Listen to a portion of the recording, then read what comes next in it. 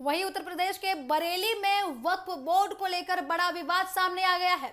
All India Muslim जमात के राष्ट्रीय अध्यक्ष मौलाना शहाबुद्दीन रिजवी ने सुन्नी सेंट्रल वक्फ बोर्ड और शिया वक्फ बोर्ड पर संपत्ति के बड़े पैमाने पर गड़बड़ी और अरबों खरबों रुपए के घोटाले का आरोप लगाया है। उन्होंने मुख्यमंत्री योगी आदित्यनाथ को पत्र लिखकर इस पूरे मामले की निष्पक्ष और उच्च स्तरीय जांच करने की मांग की है। मौलाना शहाबुद्दीन रिजवी ने प्रेस वार्ता के दौरान दावा किया कि यदि वक्फ बोर्ड की संपत्ति और उनके लेन देन की गहराई से जांच की जाए तो बहुत बड़े स्तर की वित्तीय गड़बड़ियों का खुलासा हो सकता है।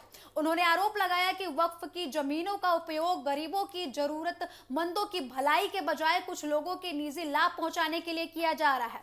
हालांकि ये आरोप मौलाना की ओर से लगाए गए हैं और इनकी अभी तक स्वतंत्र पुष्टि नहीं की गई है, लेकिन उनके इस बयान के बाद, उनके इस आरोप के बाद राजनीति गर्म जरूर हो गई है।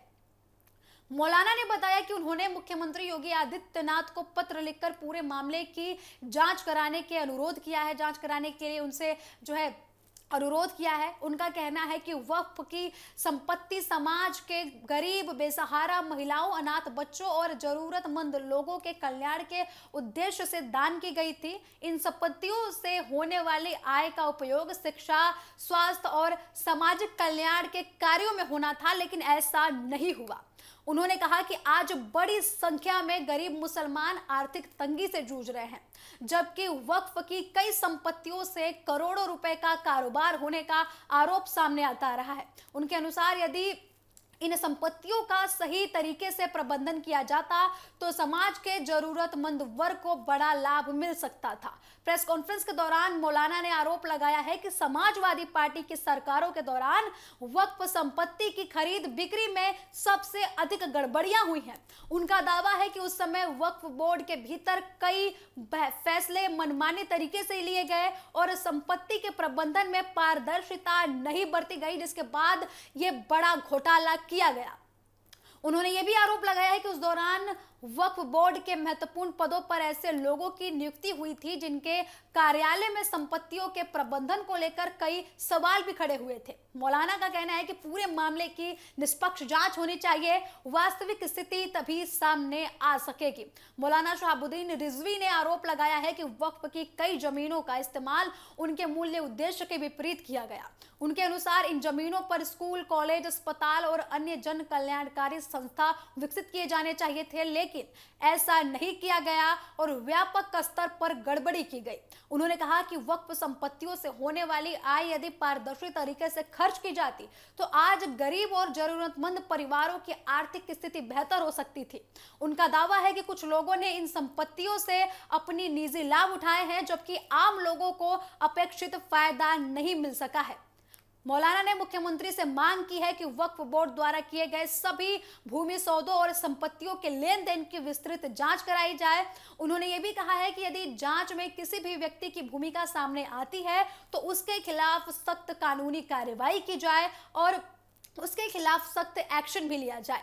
उनका यह भी कहना है कि वक्फ की संपत्ति धार्मिक और सामाजिक विश्वास से जुड़ी हुई है, इसलिए उनके प्रबंधन में पूरी पारदर्शिता और जवाबदेही सुनिश्चित होना चाहिए। फिलहाल मौलाना शहाबुद्दीन रिजवी की ओर से लगाए गए इन आरोपों पर संबंधित वक्फ बोर्ड और अन्य पक्षों की ओर से सार्वजनिक प्रतिक्रिया अभी तक नहीं आई है।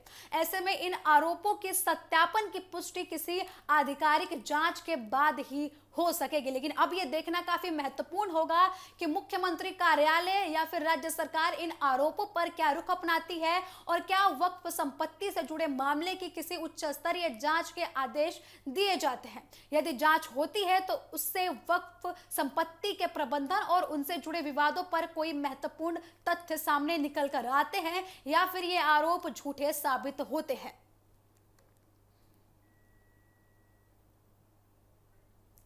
तो आपको बता दें कि मौलाना के आरोपों से वक्फ बोर्ड जो है लगातार घिरता हुआ नजर आ रहा है। मौलाना ने सीएम योगी आदित्यनाथ को पत्र लिखकर जांच की मांग की है। उन्होंने आरोप लगाया है कि वक्फ की संपत्तियों का गलत इस्तेमाल किया गया है, अपने निजी कारणों के लिए उसका इस्तेमाल किया गया है और ये बड़ा घोटाला है जिसकी निष्पक्ष जांच की जानी चाहिए। आपको बता दें कि लगातार ऐसी खबरें निकलकर सामने आ रही है। मौलाना द्वारा ये आरोप लगाया जा रहा है कि ये जो संपत्ति थी उसका इस्तेमाल अपने पर्सनल काम के लिए किया गया। इसका काम बच्चों के स्कूल बनवाने के लिए किया जाना चाहिए था, बच्चों की पढ़ाई के लिए किया जाना चाहिए था, समाज कल्याण के लिए किया जाना चाहिए था, लेकिन इसका इस्तेमाल जो है अपने निजी कार्यों के लिए किया गया, जिसको लेकर मौलाना ने इतना बड़ा आरोप जो है वक्फ बोर्ड पर लगाया है।